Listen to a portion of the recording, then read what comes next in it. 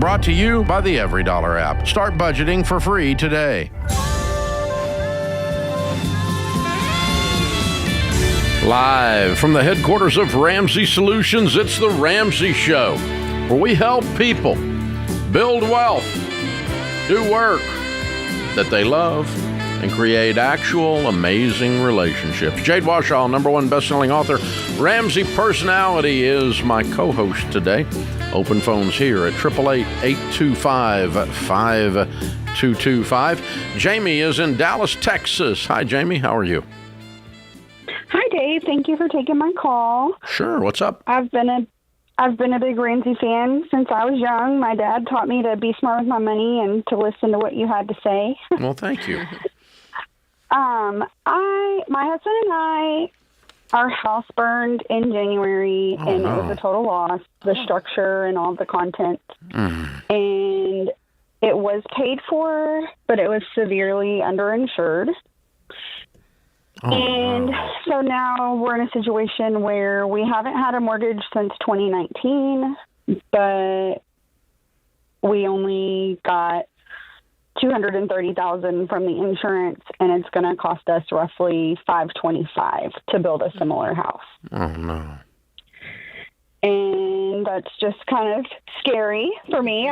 We've never had a mortgage that large. I don't think, I know that we can afford it. We have a nice income. We're currently debt-free, but I'm just trying to make sure that I'm making the right decision. And you don't have any money? Well, we have the money from the insurance. Right, and we have about you don't have $5,000. Go ahead. I'm sorry. We have about $5,000 in an emergency fund, but other than that, that's it. So what's in your retirement accounts? There is $47,000 in my retirement account. And what's your income? Last year we made $180,000. So why do you have no investments if you've been debt-free, house and everything, since 2019? We have not been debt-free since 2019. Oh, I thought that's what you said. No, we haven't had a mortgage since 2019. Got it. We are just recently debt-free. So I see. In anticipation of knowing we're fixing to have a substantial mortgage, when I got the money from the insurance, we paid off some debts that we had in order to free up some monthly income. So what kind of debt did you have? We had 2 cars, and I owed on a mobile home that was my parents'. So in 2019, my dad gave us this unfinished house, and we bought my parents a single-wide mobile home because that's what they wanted. Are they living in it? My mother is. My dad actually passed away the same week my house burned down. Oh, my gosh. Oh, what a year. Sorry, man. Yeah. Okay. Well, the answer to the question is this is a horrible situation. I'm sorry you've been through it. And you're either going to build a $230,000 house or you're going to take out a mortgage for whatever over that you choose to spend. That's your options. Mm-hmm. But making $180,000, you should be able to reduce that and pay it off very quickly if you'll build some discipline that you haven't had before. Yes. I recently downloaded Every Dollar, and I've already started working on that. Yeah, what about your husband? No, he's with me 1,000%. We've been married almost 20 years, so we've kind of grown up together. Okay. So this go round, because you did everything backwards before, so you got no money. Mm-hmm. Where are you staying now, Jamie? We are currently living in a rental house because it's going to take roughly a year before our house is rebuilt. Okay. So if you did this on a 15-year fixed where the payment's no more than a fourth of your take-home pay, it fits our guidelines. It's a shame you're having to start over, but you're not really starting over because you really never started because you were still using debt. Even though that nice thing you said at the beginning about Dave Ramsey or whatever, that was just bullcrap because you were still doing the stuff. Okay, you're still in debt. You're carrying around 2 car payments and trailer payments and other payments and payments and payments. You had the house paid off, but the other stuff's still hanging around. So you can't go back to that world again. You don't have that option. So now, no more borrowing ever again. You take out a 15-year fix that's no more than a fourth of your take-home pay. You build your emergency fund of 3 to 6 months of expenses. You start putting 15% of your income away in retirement, and then you throw extra money above that out of your every dollar budget and pay off the mortgage in hopefully 7 or 10 years. How old are you? Okay. I'm 38. Okay. Yeah, so at 48, you'll be back to a paid-for property, and you'll never lack insurance again. I bet you don't make that mistake again. And no more car payments. I will not. No more car payments. No. We're done. We've already decided that as well. Mama needs help. You can't borrow to help her. Correct. No more. It's over. Because you get this you got this start now, but you're starting in the hole again. And so we don't have to repeat this process. Okay. All right, that's a big deal. I understand. Okay. So, so yeah, if you do that, pretty much just start the debt snowball over. But no, there is no debt snowball. You're starting the baby steps over because there's not a debt snowball because there's no debt except the house. The house is baby step 6. Okay. So you're going to build your emergency fund of 3 to 6 months of expenses, and you're going to do that out of the $230 when you get off the phone. Then you're going to start saving 15% of your household income into retirement, and you're going. Well, you could even save everything towards the house until you close on the house. When you close on the house, put it on. That was kind of the route we were going already. Yeah, and put it on every extra penny we have to pay down. Yeah, everything you can. Let's reduce the debt as much as possible. Get on a very tight budget on the building. Don't let the building budget get out of control. No scope creep here. Like, I need 1,000. I need 1,000. No, just chill. Just get the house back up. You can add stuff to the house later. Don't let the scope creep hit you on the building budget. Then let's get in the thing and then, put it on a 15-year fixed and then pay it off as early as you can. And then that'll move you back into a position of strength. Always carry insurance, folks. And you need to be updating it every year. Like, that's the thing. You know, it's hard to find insurance that is like complete replacement at the time. Like, you've got to update it every single year. It's almost all gone. Yeah. Right. And so as the equity in your home goes up, you've got to make sure that you're on top of that and changing that and updating your coverage. That's everybody. You need to be looking at what your coverage is every year, especially with values increasing the way they've been increasing. That's right. And so do the coverage checkup. The cost of construction increasing, like cost of construction, which is one of the elements of value. That's right. Of market values, cost of construction. So, yeah, you've got to always update, and make sure you've got the proper amount of coverage to do full replacement. In the old days, you could buy a replacement policy. Yeah, I know it. Yeah. And it would automatically, whatever the value of the house was, it did that. That's what it is, yeah. State Farm was the first one to do away with that because they were getting cleaned up. And State Farm's really interested in State Farm. And so they were getting their clock cleaned with this stuff. And so they changed it. And they have a large enough footprint in the homeowners insurance business that it started changing the whole business. And for a few years there, you could get some of the independents to write replacement costs, but hardly anybody will do it anymore. It's pretty much stated value now. And, you got to go back and just revisit it every year and make sure you raise it. You'd think they'd come in and raise it once you raise it because it raises the premiums. But That's they don't. True. They don't follow up, whoever it is. None of the insurance companies do. So make sure you get a review with your insurance broker every year and raise them. And that's what Jamie faced there. That's so sad, Jamie. I'm so sorry y'all are facing that. This is The Ramsey Show.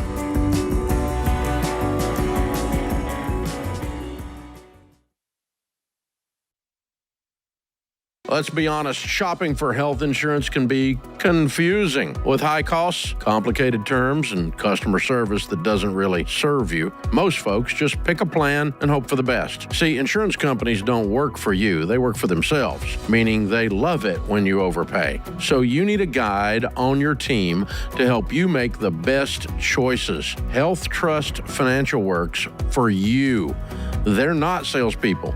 They help you find the health insurance option that makes sense and saves you money. The fact is, health insurance is one of the biggest expenses in your budget, but most people who work with Health Trust Financial end up saving $500 a month. Imagine putting that kind of money toward the baby steps. My team has worked with them for over 20 years, and they've served thousands of people just like you. They're the only health insurance broker that's Ramsey trusted to help you.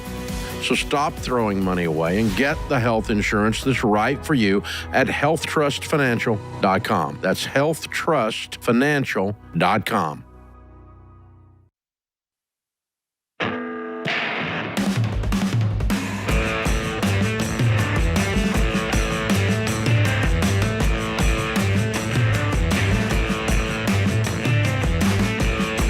Thanks for hanging out with us, America. We're glad you're here. Open phones at 888-825-5225. Well, guys, listen up. The new book, Build a Business You Love, is officially here. Launch week was awesome.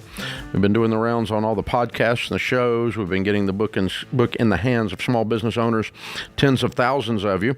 And as a way to celebrate the launch of the book, our friends at Amazon Music have a Build the Business You Love featured billboard in Times Square in New York. Whoa, look at that. That's a lot of Dave. Holy smokes. That's a lot of Dave. I'm just saying. Wow. Whew. That's awesome, Dave. It is, and it's a little much.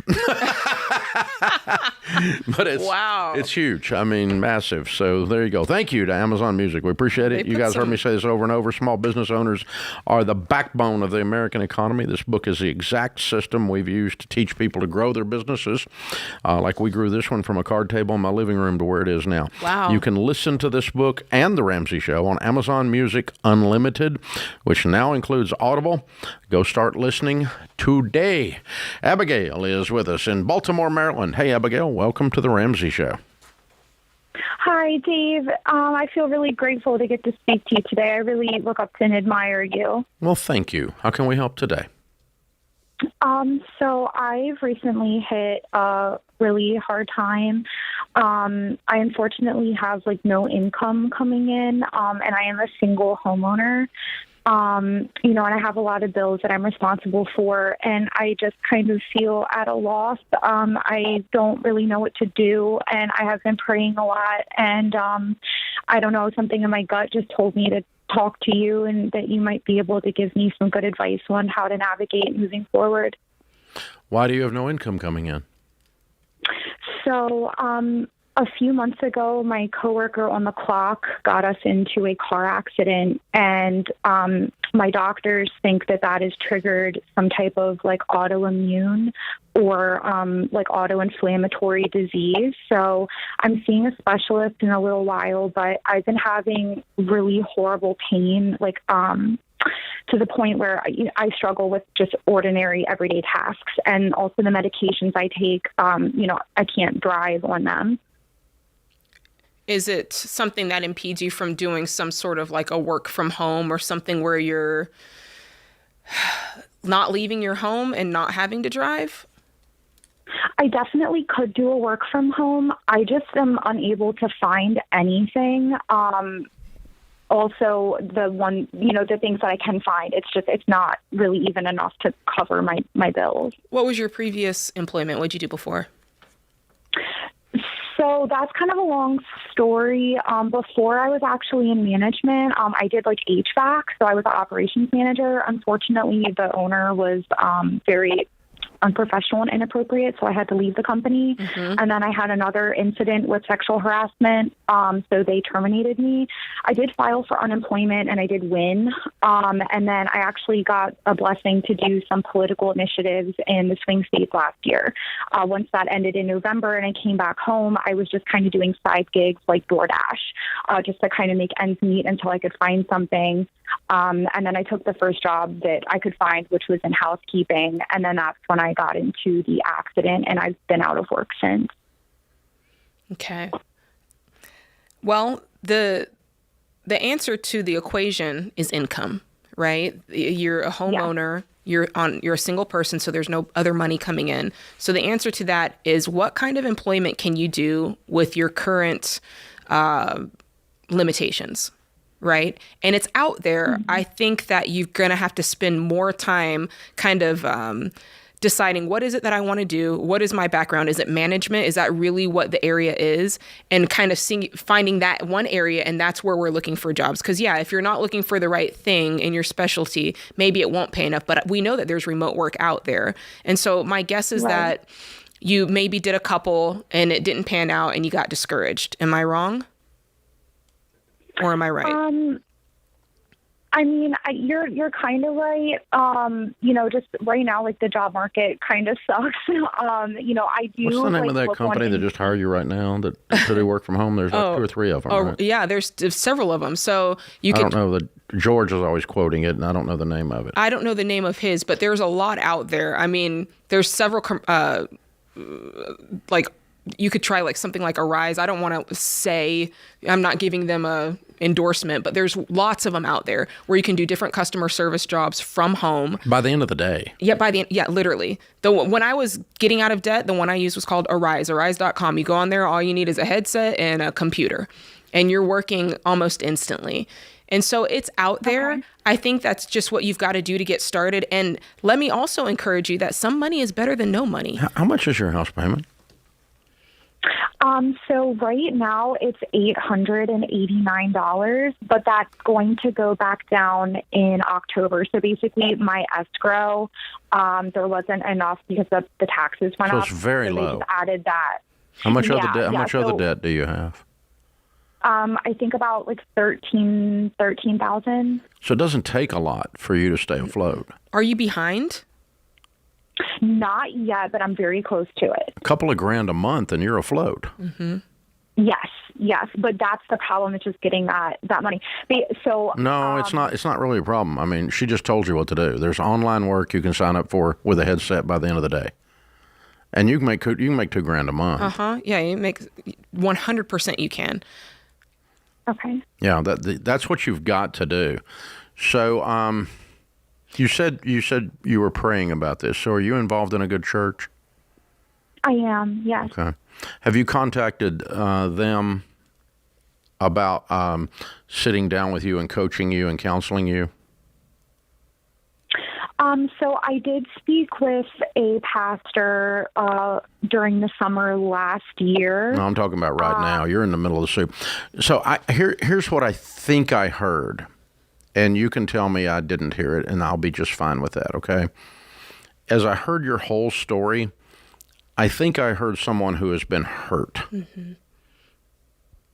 somewhere in the past, and that hurt has stolen some of your confidence. Yeah, I think you might be right. Okay. All right.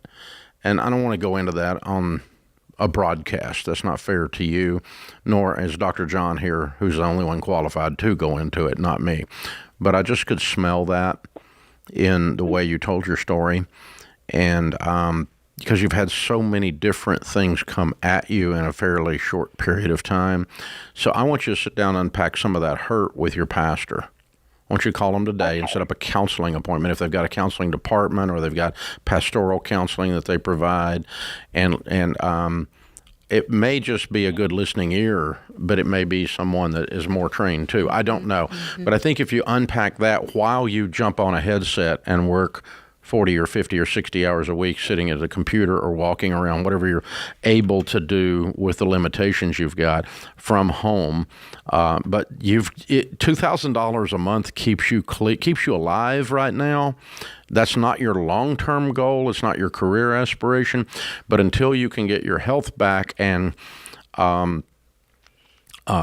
sit down with your pastor, I just want you to have some eating money and some shelter money coming in. Food, shelter, clothing, transportation. That's all I'm worried about right now. And so, our assignment would be to jump online, check Arise and their competitors, other people that do what they do. We're not endorsing them. And find something you can plug into the computer and sit there without driving and you can check in and check out on those type of things if you're hurting. And also jump on the phone and get the pastor and let's sit down and start to unpack some of that pain, kiddo. And we can go from there. And we appreciate you being in our audience. I think you're going to have a good year. You need to get some of this in your rearview mirror to do it, though. I understand what you're facing. It's scary. This is The Ramsey Show.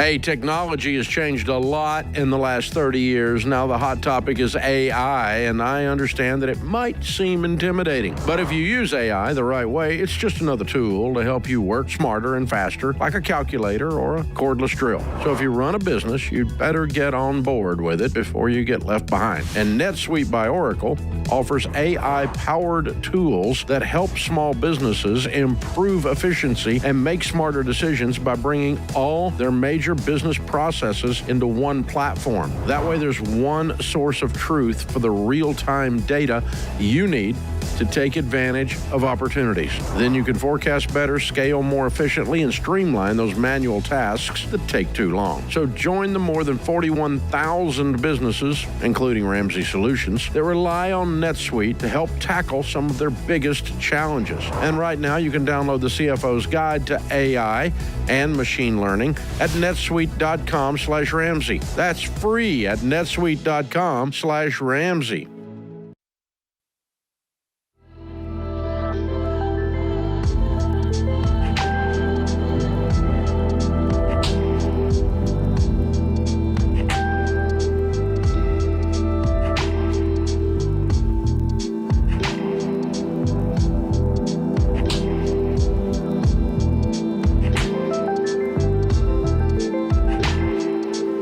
Folks, if you want to help us out, we can use your help. We would appreciate it. How would you do that? Well, you would subscribe to the show. Click the subscribe button, the follow button. If you have a share button on what you're watching or listening on, click the share button, or just cut the link and send it to a friend by email and go, hey, check this out. If you're listening on talk radio, tell somebody to listen the time of day you listen when the Ramsey Show's on. We'd appreciate that. That 5-star review is helpful, too.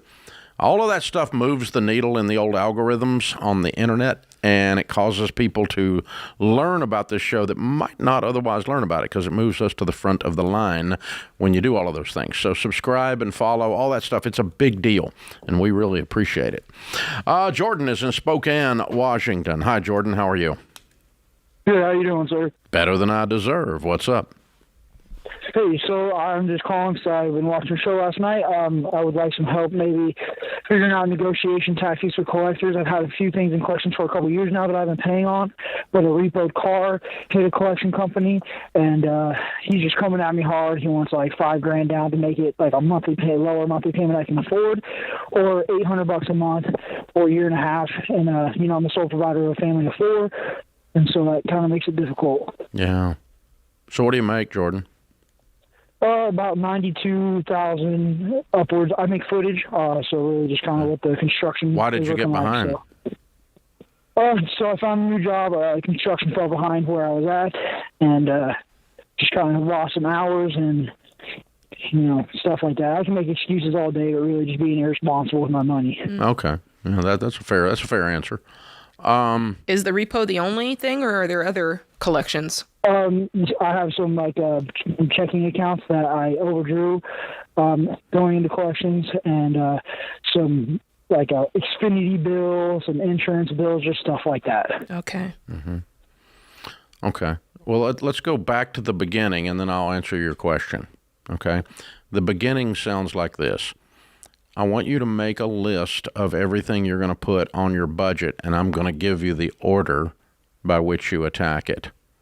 Because you've been disorganized, now we're going to go the other extreme. We're going to get extremely detailed, extremely organized. Like this is the detailed blueprint of the building you're building over there at the construction site, okay? You with me? Yes, sir. Okay, all right. So the first rule is you take care of your own household first. Now what that means is the number one thing in your budget before you buy anything else is food. At the grocery store. No food in restaurants when you're in collections. You're broke. You don't get to go to a restaurant. A restaurant is a luxury. Mama be at home. You're a sole income provider, so mama be cooking. Mama be home economist. Coupon clipping. She's going to be carrying all the economic weight she can carry while she's got those babies, okay? Yes, sir. All right. She going to sign up for that? You okay with that? She okay with that? Yeah, I think we can come to an agreement. Yeah. Yeah. All right. No eating out, no vacations. You're broke people. Till you're not broke people, you don't do that anymore. Food is first before you buy anything else. You feed your little kids before we talk about any idiot at the repo company.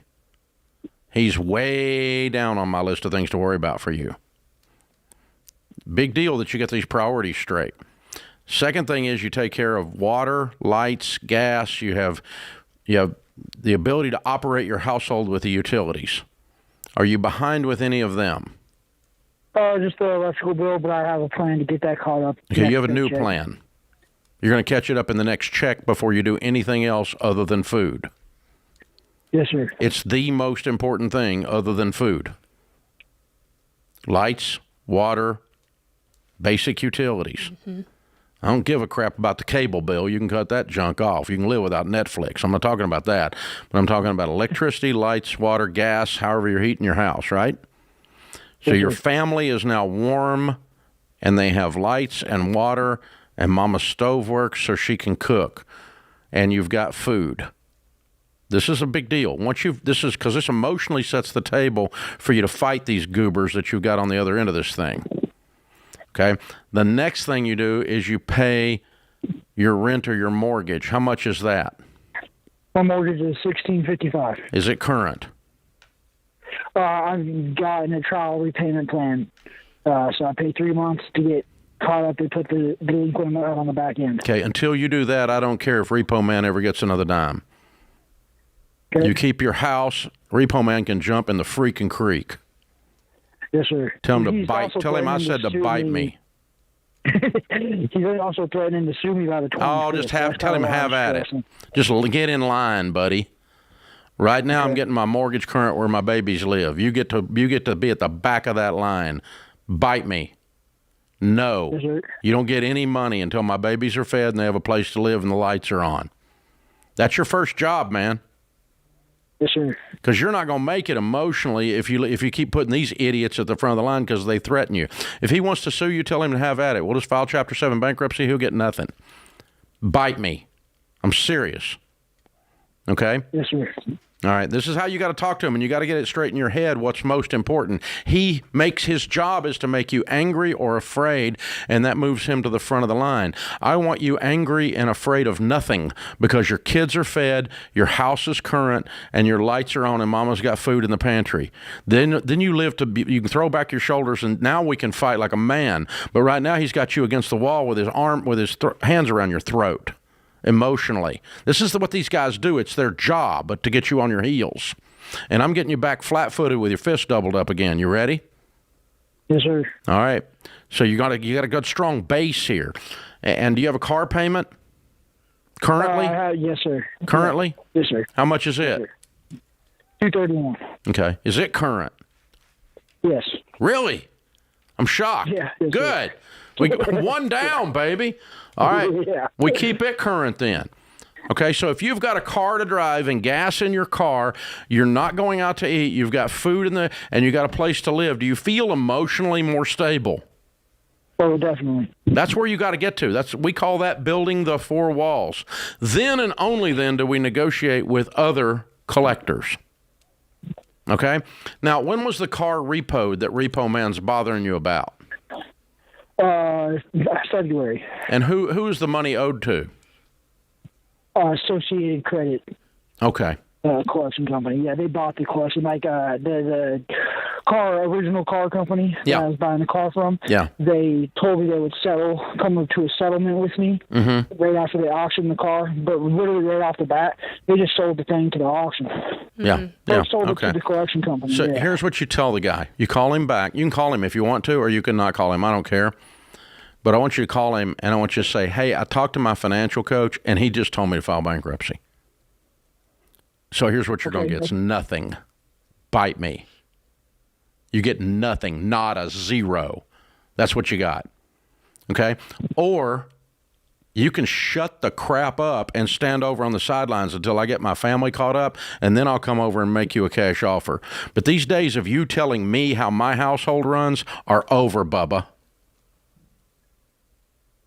And hang up right after you say that. Don't even negotiate with him. Just hang up. what you're doing is you're resetting the emotional table here to where we now know who's in charge of your money, and it's you, not him. You following me? Yes, sir. Yes, These sir. guys are specialists at emotional terrorism. It's what they do for a living. Okay? Because if he comes and sues you and takes your paycheck, you can file Chapter 7 bankruptcy. He'll get zero. I'm not recommending that because I think you can settle for this idiot for probably $4,000 and he'll go away. Do you remember what the deficit was on the repo? 5,000. Yeah, I only got $550. No, the total owed to them after the sale of the car is what? Yes, sir. I can't remember. Okay. All right, but he wants $5,000 up front and then $800 a month, right? So it must have been 10 or 15 grand. Yes, sir. Okay. Yeah, yep. So they'll settle for a quarter on the dollar. So he'll probably take about $4,000 for this whole thing and walk away once you get him back on his seat. But now he's standing over the top of you.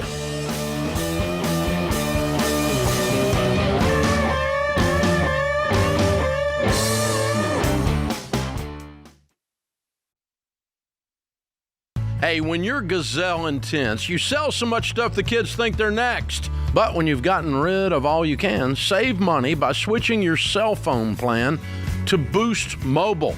It's just $25 a month for unlimited talk, text, and data forever. Boost is a major nationwide network that offers reliable 5G service. And here's my favorite part: transparent pricing. There's no hidden fees, no contracts, and there's a 30-day money-back guarantee, which means no risk. Go to boostmobile.com/Ramsey to switch today. That's boostmobile.com/Ramsey.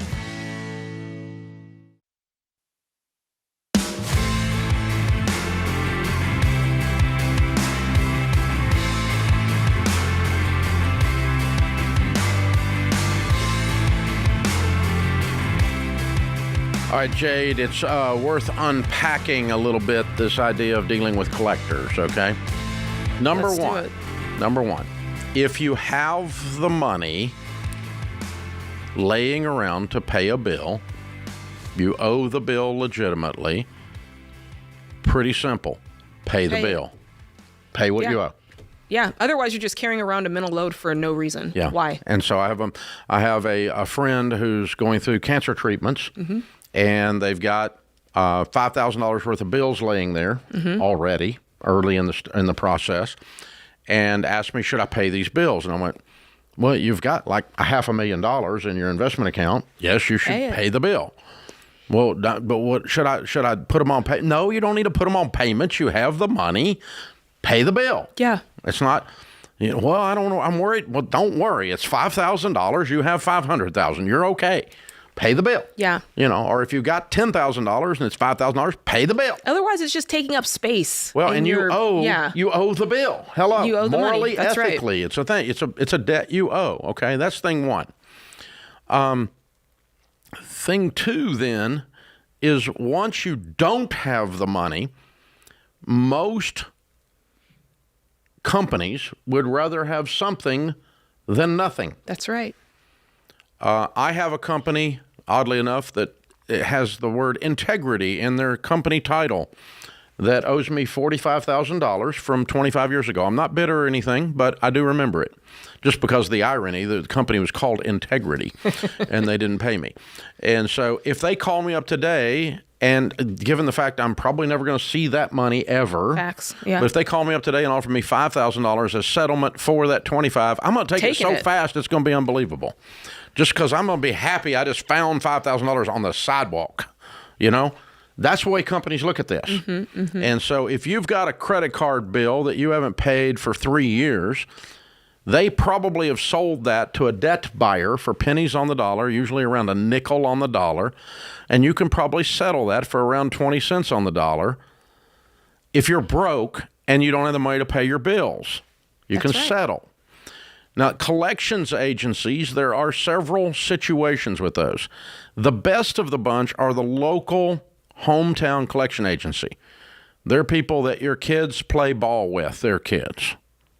They live there, and they're just trying to collect a bill that is legitimately owed, and they're calling you. And most of them, they'll put pressure on you. They'll say you need to pay your bill, you need to be honest. They'll challenge you, but most of them are pretty decent folks at the core. Okay, all the way on the other end of the spectrum, and it goes downhill from there, is a credit card collector.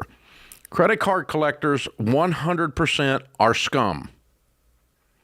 If your child is a credit card collector, you should call them and tell them to stop and get a different job.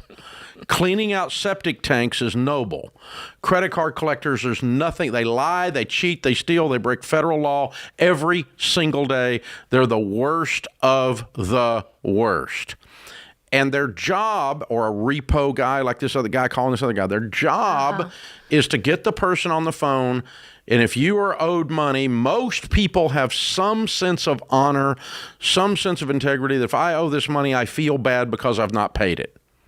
99% of the people walking around that aren't psychopaths have a sense of I owe this money and a little bit of shame that I haven't paid it. And their job is to use that and get you emotional. Now, they have two possible emotions they can evoke from you, fear or anger. If they can get you doing either one, your brain, your critical thinking skills in your brain quit working because you're pissed off or you're afraid. You're in fight or flight. And your brain coats and you go into lizard brain mode, and then you will move them from their correct position of priority in your budget, and you'll move them ahead of your children's food. A logical person with good critical thinking skills would never deny their family food or lights or water while paying the repo man. It's not logical. The only way you get there is if you become afraid because they're going to sue me. Oh, no. No, they're not. They're lying. You can tell they're lying if their mouth is moving. They're lying. They're lying. They make up stuff. They can sue you, but they never do. Because if they sue you, they have a 98% probability you're going to file Chapter 7, they're going to get 0. No, what they're going to do is harass you to God's green earth, to the end of it. They're going to harass you to make you angry or afraid so that they can reprioritize your budget and put you at the front. It's so absurd that they even use bizarre names. I had a lady call me. Her name was Mrs. Savage. Mm-hmm. Wow. That was not her name. That's not real. That's not her name. Another one called me. Her name was Mrs. Baskerville, as in the Hounds of Baskerville. I mean, they make up crap. It's unbelievable. And they sit around in their little cubicle land laughing about all of this like it's some kind of bad movie. And meanwhile, I got a guy trying to feed 2 kids that's working construction over here who's worried more about the repo man than he is the fact that he's behind on his light bill. The only way that happens is you become emotional. So I'm trying to teach you right now. Once I got this, I'll tell you when it happened. American Express call, owed them $1,164. It was 40 years ago, and I still remember the amount. Here's why I remember it. The guy calls me, and he pissed me off. I hung up on him. My wife calls about 2 hours later, and she's crying. My wife never cries. I mean, she's got the constitution of a Navy SEAL. She does not cry. She's a hillbilly woman. If she cries, somebody died. I mean, it doesn't. She's not a crier. She's crying. And she goes, he said, why would I stay with a man that wouldn't pay his bills? And I was kind of thinking the same thing. Well, you weren't laughing then. Oh, I got so pissed. You weren't laughing then, The guy Dave. was in Jacksonville, Florida. I called him. I threatened to drive down there and whip his butt. And I got so mad I couldn't breathe, and I paid him. Who won? He did. Except the fact that now, 40 years later, I have trashed American Express regularly on the air for 40 years. So maybe he didn't win after all. Or at least that company didn't win for having people like that working there, because they have one of the worst, most egregious collections departments of anybody. If you do business with American Express, God help you, that's awful. You're asking for it. They're a pitiful company. I still believe that. Not just because of that one event, but I've dealt with them so many times over the years since then on behalf of clients, and they're horrible. But that's just one example. There's many, many examples. But I figured it out then, and then I went, oh, wait, this is a game, and I'm losing the game. And so I just started turning it back on them. Yeah. When they would call, I would just start laughing at them and just start messing with them and go, dude, I'm like, Mrs. Baskerville, you're like a well-read collector. Who knew that? I mean, you like read books and stuff. You can do sentences that string together. That's pretty amazing. I'm so proud of you. Yeah. So here's what you're going to get, Mrs. Baskerville. Nuttin', honey. Nuttin', honey. Nuttin', honey. You get nuttin'. Good try, though. Call back someday. Hang up. Yeah. And you just start having fun with it because you realize it's a game for them. And for you, it's life or death, and you can't let them make it life or death, or you're going to lose the game. Listen, I've had some choice words for 1-800-PAY-ME. I'm not proud of it, but I've had them. Yeah. Well, they got you mad. Yeah, they did. They get you mad. They get you upset. They get you because you're trying to be honorable. You're trying to have integrity. You're trying to do the right thing. You got no money. The guy has no money. Okay, he's broke. His car got repoed. Your car does not get repoed if you're rich. Okay. Right. There's a pretty simple formula here. And they will settle car repo deficits for somewhere around $0.25 on a dollar all day long, every day, lump sum, no payments. Never pay a collector payments, ever. That's how they get the most out of you. Pay them a lump sum, settle it for a dime, $0.25 on the dollar, and get it in writing that that's a settlement in full, or don't give them any money. And do not, for God's sakes, give them electronic access to your checking account because, again, they lie. They will clean you out. So there's your credit sharks in suits. We used to have a lesson in Financial Peace University 1,000 years ago. I remember that. Credit sharks in suits. That was the lesson. And there was a lot of stuff in that little rant there that was in that lesson. But it's what we used to do. I mean, I used to sit personally when I was doing financial counseling, call these people on behalf of the clients and rip them to shreds and get the deals done. But now we teach you how to do it, and that's fine too. So that way you'll never have to do it again. And you never have to do business with companies like American Express again. I've never even accidentally done business with American Express. Ever again. Ever again. This is The Ramsey Show. You want to know more about something?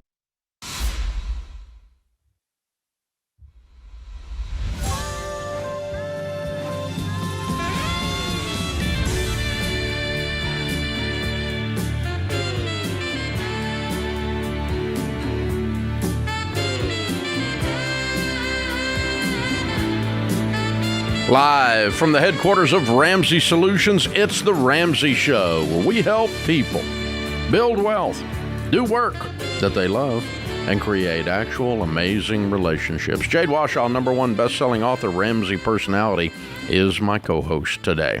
Hannah's in Los Angeles. Hi, Hannah. How are you? I'm doing fine. I'm glad I'm getting some advice on this subject that we are sad to be into, but it happened. 2016, we went through your university program, and in 2017, we became debt-free and was able to purchase our mobile home debt-free completely. And but since then, we have obtained 3 major personal loans and 13 credit cards, which has put us into a hole of $46,000. Yesterday, we did talk to a loan officer that has helped us, got us into it. We didn't pay for it. We haven't got it yet, but we were able to obtain a loan of $29,000 that will put us into a debt relief loan. And that's why I'm calling. I want to get advice about it. And granted, what concerns me is that every loan and credit card, we have had 100% in our paying the bills on time. I don't know how we've done it. It has to be the Lord completely. Why did you go into debt after you were out of debt?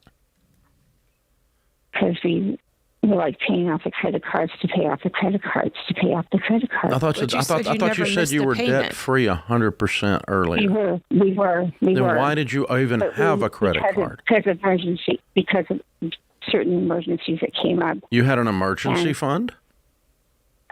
We did, but then we had medical bills and things like that. It came up, and we went to the university, but we didn't have. What's your household income, hon? Right now I make $1,600 a month. My husband makes $1,500 a month, and that's only Social Security, and that's all our income. So you have Social Security income. How old are you guys? I am 69. My husband is 71. I just turned 72, excuse me. Okay, so you have a $3,100 income, and you have a mobile home in Los Angeles. Actually, we're in Hemet, but Los Angeles is, but we go there a lot to see my grandkids. That's where they live. So we're constantly traveling. How are you paying for the travel? Through gas. I mean, we pay. My husband is like a handyman for a friend of ours, and my husband's constantly getting paid to do it. He does odd jobs, so that's kind of what we do, what he does. So he does get paid a little bit every month, which isn't a lot, but it does help with a lot of our bills, which is not a lot of bills, but we do have them. And you have $46,000 in debt, and you have a paid-for mobile home. Yes. You live in the mobile home still? Yes. Okay. Do you own the land under the mobile home? Yes. Yes. What is all of that worth? We paid $70,000 for the mobile home at the time that we bought it. What is it all worth today? The land and the mobile home. $175,000. Okay. $175,000. Okay. And I'm still confused. This is not in Los Angeles. It's where? It's in Riverside County. Wow. Okay. Yeah. We live 100 miles from my family, but that's where everybody lives. And so our church is in LA County. But we watch it a lot most of the time online. But okay, and you ran up $46,000 in credit card debt. Yes. Yeah. And someone's offered you a $19,000 loan. Oh boy. 29. A $29,000 loan. Okay. Do they want the trailer as collateral? No collateral. It's a debt relief. No, it's debt relief. Yeah. It's not a loan. Where I'm worried about you, Hannah, is you're still looking to debt as the solution for this. You haven't learned your lesson that debt is the issue. And Financial Peace University didn't get it through to you, and you're still no. You're still borrowing money. You're still borrowing money. You called me about borrowing $29,000. And so, right. Even if we said to you today, close all of our debts. even if we said to you today, hey, sell this land and mobile home and take $46,000, pay everything off, and then take the little bit and get yourself put it as a down payment on your next thing, you'd get yourself in the same trouble again. And so there's something that's got to change in your mind in order to make this right. Yeah, you have to have a new commitment to have an income that's large enough that you live on less than it. That's right. And you've got $3,100, but you can't even pay the payments on what you've got, $3,100, and eat and buy gas to run back and forth to see grandkids that you're describing. So I don't know what your husband's making on top of the $3,100 as a handyman, but he needs to be making at least double that. I mean, living in LA County on $3,000 is pretty tough. And I don't know how long they've been retired from not working jobs. You know what I'm saying? Well, 69 and 71, but yeah. I don't know. But Hannah, the situation is you don't have, what we keep hearing, what Jade's saying is we don't have math that is sustainable here because the pattern keeps you spending more than you have coming in. And that's not a pattern that's sustainable. And you're telling yourself a lie, which is you're telling yourself, we always made payments. We always did it on time. You're still telling yourself that story. I don't know how we did. Like it's a miracle. You know, that's not a miracle. It's just you paid the stinking credit cards before you did anything else, and that's how you did it. And then you barely ate, and then you barely bought a little gas money, and your husband swung a hammer enough to get it done. Yeah. Or turned a wrench or whatever he was doing. But still, I mean, that's so, yeah, I think what we need to do is consider the trailer and the land. I don't know if that's sustainable. I don't know what the cost is on all of that. Where you're living is one of the most expensive areas in America to live. That's right. And it's near your grandbabies. I heard that part. I get that. But you cannot borrow your way out of debt. So no, do not take the $29,000 loan. Yes. Increase your income, get on a detailed budget where every dollar has a name before the month begins, and the two of you find enough work to do on top of your Social Security to get this $46,000 cleaned up. So an example would be if you did $2,000 a month, you would be done in 23 months.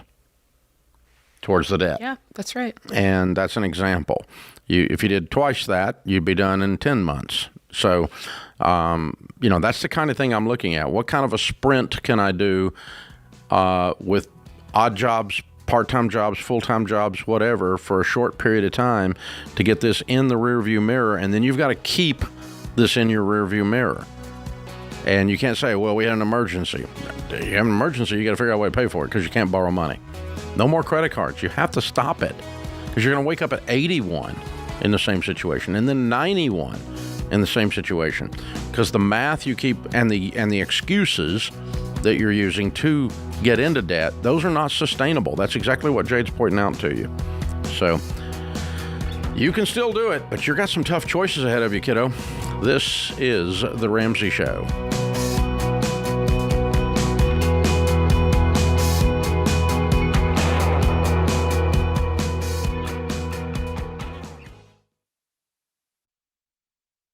Statistics show that half of Americans don't have enough life insurance, or they don't have any at all. I don't understand this, John. Why don't people want to take care of their family? They think they're going to die or something? Well, I used to be one of those guys, I didn't even think about it. And one of my buddies said, hey, the only reason to not have life insurance is if you hate your wife and kids. And I immediately went and got term life insurance. That's a gut punch. And, you're telling me, and for decades, Dave, I've sat across people who've lost a spouse. They've lost somebody important to them. Me too. They don't know what to do next. Me too. I mean, you're going to have a crisis here. And, you got two options while you're sitting and talking to a young widow. She's concerned about how she's going to invest all this money properly and not mess this up, or she's concerned how she's going to eat tomorrow. That's exactly These are the right. two options. And take care of your dadgum family, man. Term life insurance can replace income, pay off debts, cover funeral expenses, so your family can actually have the opportunity to just be sad. Yeah. To just miss you. That's exactly what it's supposed to be. It's saying I love you to your family. Term life insurance. Jeff Zander and the team at Zander Insurance makes it easy and affordable. I've used them personally for 25 years. They're the only people I trust. Go to Zander.com or call 800-356-4282.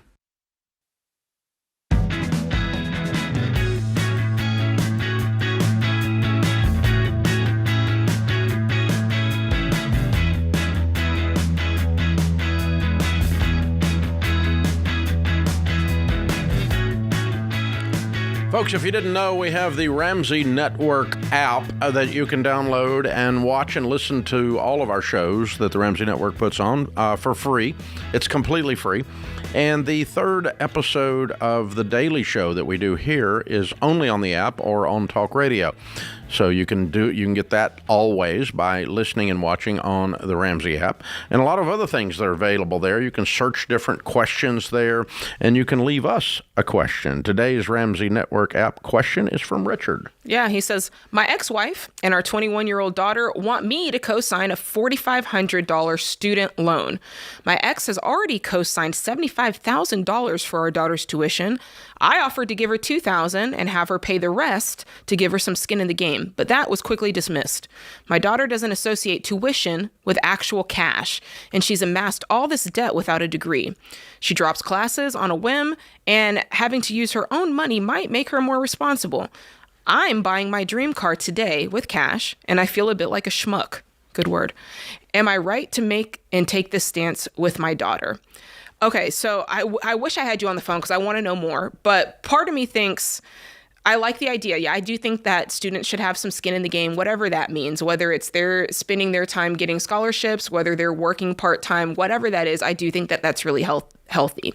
Second part of that is, during the baby steps, there is a step devoted for saving money for college. We never say how much that is. We never say that parents have to pay all of tuition. That's not required. So on that note, Richard, you were not required to pay for all of your daughter's tuition. I like the fact that you're trying to come up with ways where she pays part and you pay part. But I think that you're feeling like a schmuck. I'm not saying you are a schmuck, but I think you're feeling like that because you're like, hey, I'm about to buy my dream car. I don't know what it costs, but dream cars, it's probably at least 30 or 40,000 is my guess, at least.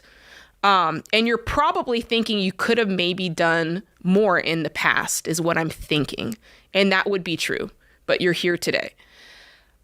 I also think there's like 4 angles on this. I also think that your daughter and your ex, you can't control them and they're going to do what they're going to do. And that's also a really tough position. I think honey, that your mom and I aren't married for a reason. Yeah. Because your mom's not a very smart woman. And I'm not going to participate in her stupidity. And so I would love to teach you a better way to live and a better way to get your education. And I'll be happy to put some money towards your education, really as much as you need, as long as you're doing it in a way that is wise. Mm-hmm. When you're borrowing money and dropping classes on a whim, none of that is wise, and I'm not going to participate in that. And if you feel like a schmuck because your ex-wife is a travel agent for guilt trips, she doesn't get a vote anymore. That's why we call her the ex. I think he feels like a schmuck because it's a shoulda, coulda, woulda. Like, it sounds like he's... Well, he doesn't like telling his little daughter no.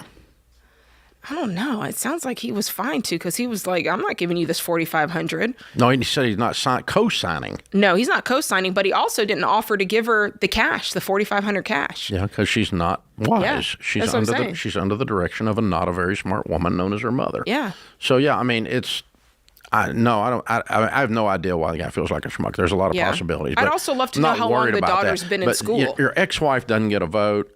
And as long as your daughter is like a little hand puppet for your ex-wife, mm-hmm. and she's opening her mouth, and your ex-wife is coming through your daughter, being channeled through your daughter's lips, she doesn't get a vote either then. And so if I can sit down with her and separate her from this stupidity and have a clean conversation as an adult, I'll help her. But I'm fine not helping this kid. I don't feel like a schmuck at all. Just no. I'm not going to participate. You're doing cocaine, I'm not giving you the money for cocaine. She also might need some better counseling, because it sounds like sounds like her mother's an idiot. Yeah, you guys didn't set her up. She doesn't know her options. College might not be for her. If she's already taken out $75,000, she's probably already been in college 4 years, and she's still not doing anything. And she's not even, without a degree. She's run up all this debt, and and she drops classes on a whim. College may does not be not associate tuition costs with cash, and this kid's and that's why this woman's ex. So X means you don't get a vote anymore. Yeah. You lost your vote. It's like a felon. You don't get to vote anymore. It's X. That's why you call it that. Yeah. I don't know enough about it, but I'm looking at this. It sounds like, just looking at the daughter, forgetting about the ex for a minute, sounds like school is not really the daughter's deal. She's been in, it sounds like, at least 4 years. She's a party girl. Yeah. She's over there drinking. She didn't worry about class. Yeah, she's going to Beer pong and dates. That's what she's doing. Am I wrong? No, you're not wrong. No? You just said beer pong like you know. Like I know what it is? A bit about it. It wasn't invented back then. I've come into that knowledge since, but since college. But oh my gosh, yeah. Yeah. All right, Randy's with us. Randy's going to help us, I hope. Randy's in Springfield, Missouri. Hey, Randy, what's up? Dave, Jade, thank you for taking my call. Real quick, I was recently listening to your show on the way to a networking event at College of the Ozarks, and on the walk-in from the parking lot, was telling my coworker all about your show, and lo and behold, I walk inside, and there's 3 giant Dave Ramsey posters up on the wall, and I said, "Hey, that's the guy." Wow! So now he's a listener too. Wow! But I spoke there one time a few years back. That's a wonderful place. Yes, it is. My question is, my wife and I recently got out of debt, everything but the house, and I'm wondering if employee stock purchasing program is a good vehicle to fund things like emergency fund and sinking funds. No. Single stocks, because single stocks are too volatile for those things. There's no single stock on the planet I would put my emergency fund in. I agree. Okay, so even if you sell it right after it's purchased, the math doesn't work out? No, very seldom. Here's the deal, because what happens if you pull up your company stock, they give you a 15% discount. That's regulation, right? Right. Yeah, that's standard. Everybody gets that. So if you pull up the company stock and look at the 52-week high and 52-week low, it generally is greater than a 15% swing back and forth. So you could lose the money as easily as you could make money on it. It's just not, it's too volatile. It's not a game I want to play. And if you find a stock that goes up every single week for 52 weeks, you found a very unusual stock that you happen to work for that company. So, but the 15% discount is not enough for the volatility for the risk that you get. If you had a 50% Yeah, you probably make some money on that, and you could roll in and out of it in 90 days or 30 days or whatever the window is. You have a certain hold time on it when you get it. You can't just sell it the next instant, but most of the time anyway. But no, I don't. I just don't play with the single stock game. I don't play the single stock game, even if it's the company you work for. I agree. Too much risk, particularly for your emergency fund or sinking funds. Particularly, those ought to be just high yield savings account. Kelsey's in Amarillo, Texas. Hi, Kelsey. How are you? Hey, Dave. I am blessed. How are you? Better than I deserve. How can I help? Hey, so long story short, we live next door to my in-laws. I have a handicapped brother-in-law that will end up being living with my husband and I after his parents are unable to take care of him. And we need a bigger house. Because of our situation, we can't move too far away, but a house across the street is available, and we can afford it. But my question is, should we do it? Or am I making a decision that's from the heart, or is it logical? Does that make sense? Yeah. You need a bigger house. Why?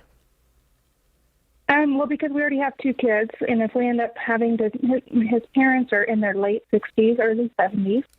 And if we need to take my brother-in-law in, we'll need a bigger house because right now we only have But that would be like bedrooms. a decade from now. That's what I was going to ask. Do you see a reason that that's going to happen really soon? Well, my husband's parents died in their 70s, early 70s. We're just trying to be prepared. Are these just in people case something sick? happens. Are they sick? No. I don't No, think. not that we know of. I think you're jumping the gun, and I think you see an opportunity because there's a for sale sign in the house next door. Across the street. Across the street, yeah. And you're thinking, oh, here's our chance. It feels very premature to me. I'm not going to lie, it does. If you want a bigger house at baby steps 4, 5, and 6, and it's still 15% of your take-home pay, or 25% of your take-home pay on a 15-year fixed, and you still have a game plan to get it paid off, that's fine. But I don't think you use the reason that you were using to go get a bigger house, because you don't really need a bigger house today. But if you want one, that's different. You could go do it mathematically, and it still would be inside the baby steps. But the fact that you might get another person in the next 10 years, no, we don't need a bigger house for that.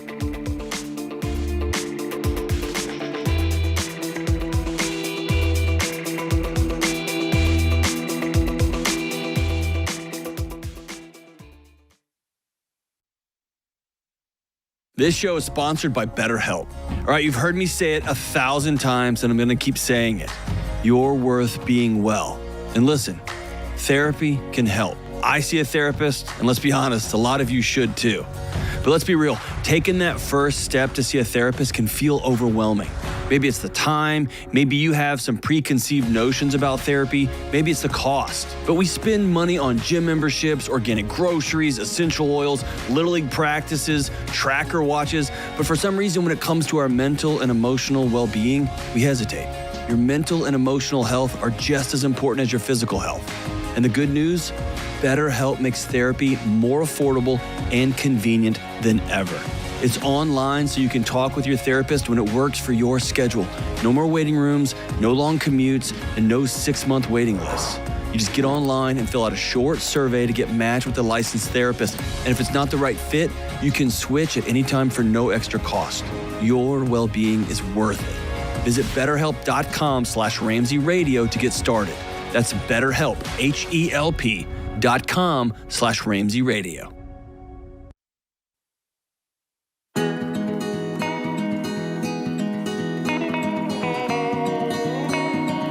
Jade Warshaw, Ramsey Personality, is my co-host today. Raquel is with us in Los Angeles. Hi, Raquel. How are you?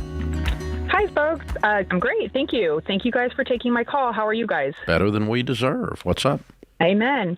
So the question I have for you is, my husband and I are 33, and we are possibly considering buying our first home. We would like to put an offer in, but we have the possibility of borrowing $110,000 from my in-laws in order to not touch our last nest egg, which would be a Bitcoin that hopefully will increase in value in the next few years. We can use that Bitcoin, but we are wondering whether or not it would be wise, and we would like your advice. Okay. So you're brand new to the show. Brand new. Okay. Well, not brand new to Dave Ramsey. I know that you're not a big Bitcoin. I've been listening to you on and off my whole life since, my mother So found you. you when kind I of was a kid. expect me to tell you to sell the Bitcoin. That'd be fairly predictable if you've been listening at all. Yeah. Okay. For different reasons, though. I mean, first off, Bitcoin's not a great investment. We would never suggest it. It's speculation at best. It's not an investment. And the second reason is if you have the money, use your money. Why take a loan and risk a relationship being tainted by this, right? From the in-laws especially, when you've got the money today. Let's reframe it for a second, Raquel. Here's an interesting way to look at it. If you didn't have a Bitcoin, would you go and borrow $110,000 from your in-laws to buy a Bitcoin? No, for sure no. That's what you're doing. Okay. By not selling it and instead borrowing to do the other thing is the exact same movement. You just skipped a step and acted like it didn't happen. But in essence, you have borrowed the money to buy the Bitcoin since you could have sold it and not borrowed the money. You see what I'm saying? Yeah. From a decision framework perspective. And so, that reveals how much risk is involved here. So a couple things we've discovered is there's a difference between investing and speculating.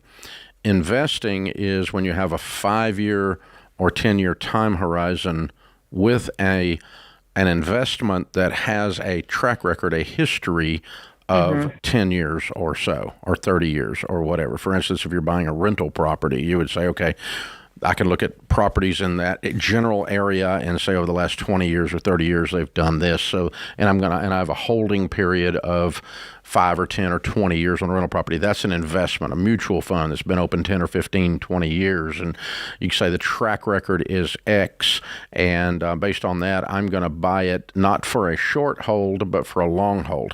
When you buy something for a short hold to flip it, that's called speculation. It's not called investing. It's not called a nest egg.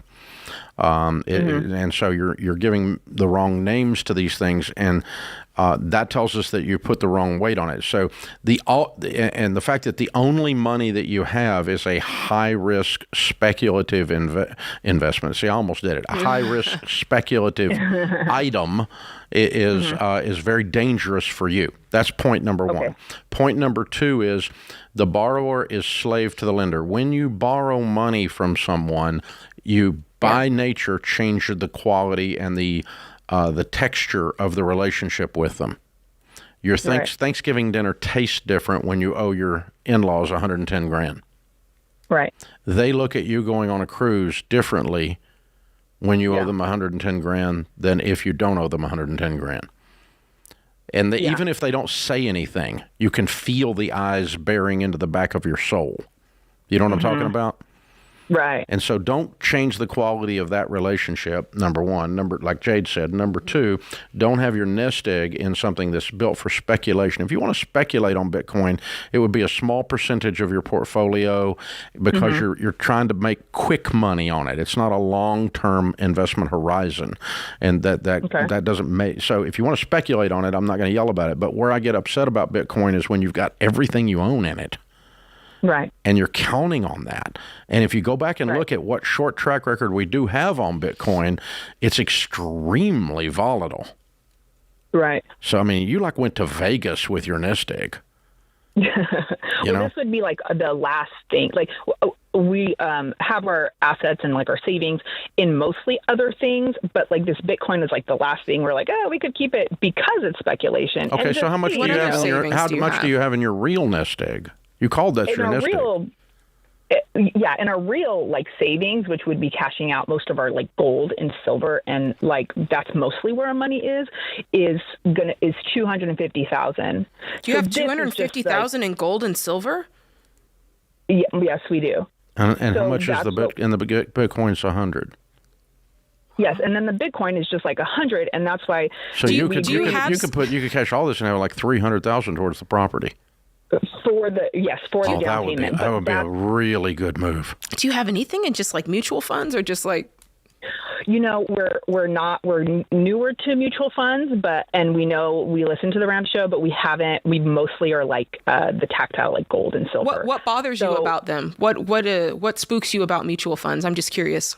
Nothing spooks us. I just don't think that, like my husband's the administrator. I don't think he's just like gotten to the point where he's like, okay, let's sit down and like actually, like invest in them and buy them, because we've just done everything else. Like, you've done ultra high risk things that are extremely volatile in all three categories, compared to more standard investments. And the tortoise wins the race every time I read the book. The tortoise and the hare. Mm-hmm. And you've got everything over in hare bucket instead of in the tortoise bucket.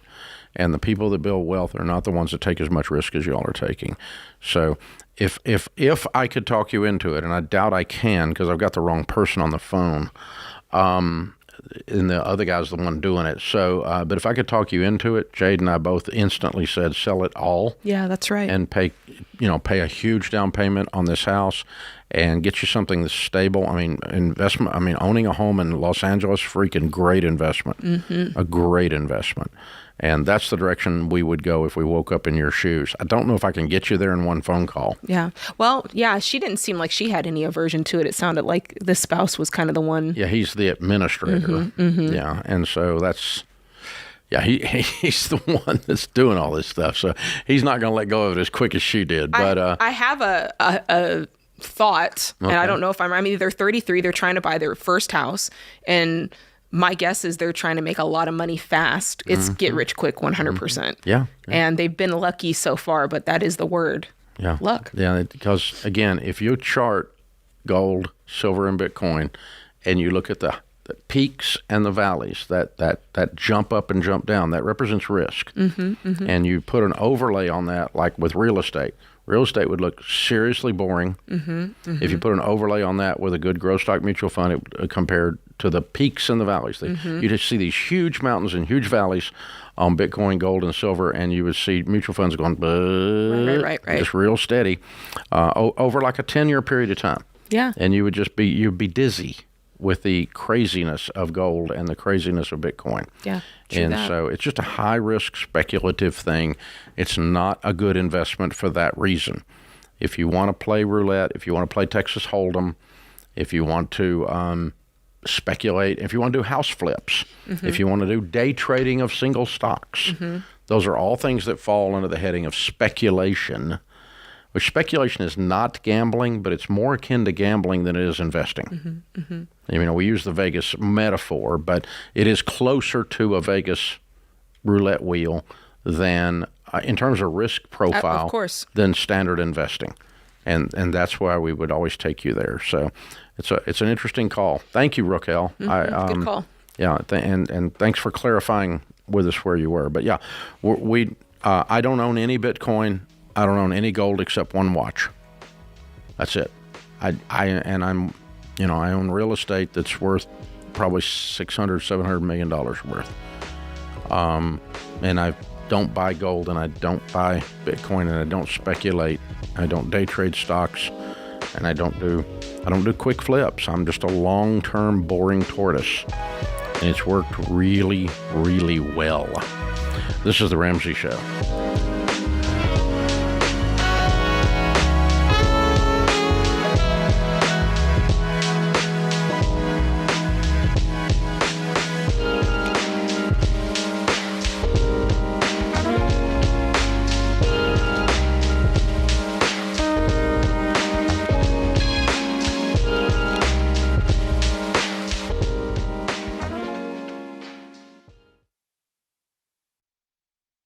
There's a time in your life and the baby steps for renting, but you don't want to do it forever, because when you rent, you're still paying for a mortgage, just somebody else's. Plus, rent means instability in your budget, because it always goes up, never down.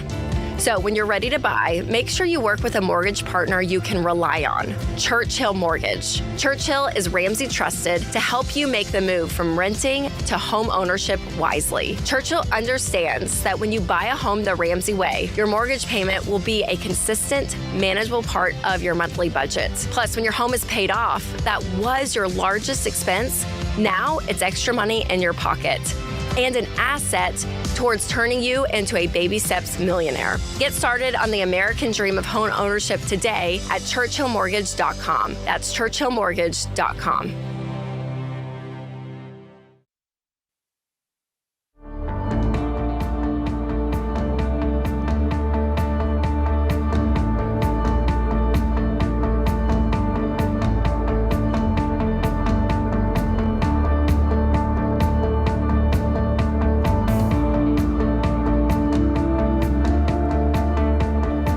Our question of the day is brought to you by Why Refi. If you've got defaulted student loans that don't let you gain any momentum, we get it. No judgment, but also nobody's going to come bail you out. So take charge. If you've got a defaulted private student loan, get in touch with the people at Why Refi. They offer refinancing at a low fixed rate, help you get current and then get out of debt. That's the letter Y, REFY.com/Ramsey. Might not be in all states. All right. Today's question comes from Meredith in New Mexico. She says, does the suggested 4 different mutual funds strategy apply when a couple is older? My parents are 75 and 72 and have $1.5 million in investments plus a paid off house and no debt. Their monthly income between Social Security and pensions is $7,500, and they are also withdrawing monthly RMDs from their investments. They have no debt and a paid off home. So just to catch people up to speed on the 4 investment types, Dave, that's the teaching around here. You invest across 4: growth and income, aggressive growth, and international. And so that's what we've been saying for years here. In this case, I want to know more about the $7,500. Is that enough for them to live off of? What's their lifestyle like? Are they traveling a lot? Basically, are they looking to invest more? It sounds like they're really only living off interest. Like they're not touching the actual nest egg. So Dave, I don't know that I would tell them that they have to continue to invest. I suppose if they wanted to, they could still use that strategy. But the biggest thing that I'm thinking about is, are they putting this money, let's see, they can't put it into a Roth because it's not. Well, I don't know that she's asking about investing. Does the suggested 4 different mutual fund strategy apply when a couple's older? She wants to maybe put it in something else. The $1.5 million. Is that what you drew from that? That's what I get from that. Yeah, instead of not, because, of course, the asset allocation model says that as you get older, you should move towards bonds and money markets, which I disagree with the asset allocation model. I think it's a bad theory. So here's the reality, Meredith. These people are not really running this $1.5 million investment portfolio for themselves. Mm-hmm. They're running it for the next generation. That's right. They're never going to touch it except for the RMDs that they have, the required minimum distributions that they're taking off. They're living on that and on the $7,500. And so they're actually at 75 and 72 investing it for the next generation. So they have a long investment horizon for you. Mm-hmm. She said it's her grandparents, right? Or no, her parents. Her parents. Yeah, they're investing it for you.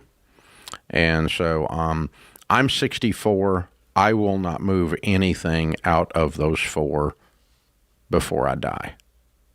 I'll be in those 4 categories all the way to death because I likely will never touch it. And so I'm actually investing it for Rachel, Denise, and Daniel, my kids. Mm-hmm. And so they will get that upon my death, or upon mine and Sharon's death anyway. So, that's what that $1.5 million is doing. So it's going to grow better across those 4 than if you start dumbing it down using this stupid asset allocation thing. And that's what she's heard about, I'm sure, is to change the mix of the portfolio. Interesting. I'm wondering also about how much of the $1.5 million is just in traditional IRAs versus. Says investments. I don't know. Yeah. Yeah. I don't know. I feel like that'd be the thing I'd be wondering most about. I'd have that 1.5 across the 4 mutual funds. I do have that 1.5 across the 4 mutual funds. And I'm slightly younger than them by about 10 years, but still same theories apply in that situation because they're not going to draw this all out in the next 5 years. I promise you, they're not going to draw it all out in the next 5 years. They're multimillionaires. They're in great shape. They can do anything they want to do without even touching it. They already have $150,000 a year income, and so they're fine. They're fine, and that's what I would do. But I think that's the essence of the question. I could be wrong. So, good question. Thank you for writing that in. Luke is in Harrisburg, Pennsylvania. Hi, Luke. How are you? Hi, Dave. I'm good. Thanks for taking my call. Sure. What's up? I own and operate a small construction business. My wife is a stay-at-home mama, and we got 2 kids, and got some bad treads going on. I think past couple of years, I've acquired a pretty serious amount of debt, and we ate through all our savings. Why, you're not making money? Not enough, I guess. And what are you spending it on? I have quite a bit of. Well, last year I had quite a bit of business expenses that were, fairly irresponsible, and it kind of, drove me down. And also, the business doesn't have a real clear plan at this point, which I think is hurting my productivity a lot. So I don't, my hours aren't. What do you build? Just general remodel construction. I do some of my own jobs, and I do. What did you buy? Just tools? Yeah, tools, and I bought a truck for the business. I already had one, but I upgraded it, and that was a pretty big expense. Yeah, what did you buy? What kind of truck? It's a Chevy Silverado 2500. Brand new? No, it's a 20. So $60,000? Yeah. Oh, okay. Sell it. Okay. The guys in the construction business that make real money drive $5,000 trucks. Yeah. They don't prove their construction ability with the truck they drive. They prove it with the hammer they swing. Yeah, right. The guys that have been doing business for years, you know the one I'm talking about. They're grizzled. Yeah. Their hands are gnarled. They can build anything. They can see stuff in their head that nobody else can see, and then they can make it come to life. You know those guys? Oh, yeah. Yeah, I do too. I grew up in the business. And they're incredible human beings. But they drive old junk trucks because they don't give a crap what you think about your truck. Yeah, right. Right. You get rid of the truck. What else did you buy? Well, I bought an investment property last year. Sell it. Okay. You're broke. You don't need investment property. Yep. What else? I'm feeling so much lighter already. I was heavy for a minute, but now you're getting lighter. I have one question with that investment property. I have a renter in there that I have a lease signed. Should I wait until that lease is up next January? No, if you can sell it to another investor, sell it. What do you owe on it? I owe $110. It's worth $150. Okay. See if you can get somebody to buy it. Maybe somebody wants a renter till next January. Gotcha. Yeah. Or you could pay the renter to leave. If you put $60,000 in your pocket or $40,000 in your pocket. Yep. And pay the renter $5,000 to go away. Yep. I'd do that because you've been buying crap instead of working. Yeah. And on that note, do you think I should start from scratch with my business, try to specialize in something to get my hours up, or do you think I should kind of take a hit to my pride and just get a full-time job and scale the business back to like a part-time? I would give yourself 6 months of new zeal and enthusiasm to learn how to run a business. And during that 6 months, if I can't get my act together on running the business properly, then I'm going to go to work for somebody that knows how to run one. Because I know several people doing what you're doing that have a net taxable income of in excess of $300,000 a year. You have the ability to make a lot of money, but you've got to learn how to run the business. Yeah. And that involves, like, your estimating has to be on your times. How long is it going to take to do the job? And you're estimating on the cost to do the job. The cost of the materials, the cost of the labor to do the job has got to get so dialed in that it's almost perfect. Then you're delivering the job to the customer on time and on budget, and they're going to love you, and they're going to send you so much business you won't be able to beat people off with a stick. And you'll make so much money. But you need to learn to run what's called a job cost, which is a P&L on each job, a profit and loss on each job, so that you learn your estimates and where you're off on your other estimate, and then you can correct and get your estimates dialed in. If you could push that button for 6 months, I think you could get this moving. If you can't, then it's okay to go to work for somebody. There's no shame in that, and go watch them learn from them on how to do it, and do this on the side. But yeah, you went in business and then you went and bought a bunch of stuff. And you need to sell all that stuff to get your life back. Right on. There we go. This is the Ramsey Show.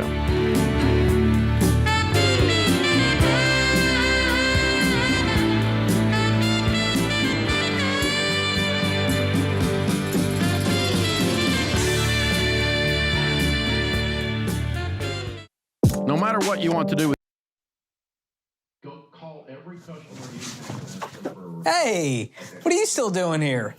You know the rest of the show's happening on the Ramsey Network app, right? So you got to jump over there to continue watching. You can download it for free. Just go to your app store, type in Ramsey Network. It's completely free, and I'll drop a link in the show notes to make it easy for you. So if you're watching on the app, you're in luck. But if you're watching anywhere else, this show is over for you. So jump onto the app and let the fun continue. All right. Go on now. Don't make it weird. Okay, I got nowhere to go, so you need to go. Okay, bye-bye now. All right, it's getting weird over there, guys. What do we do?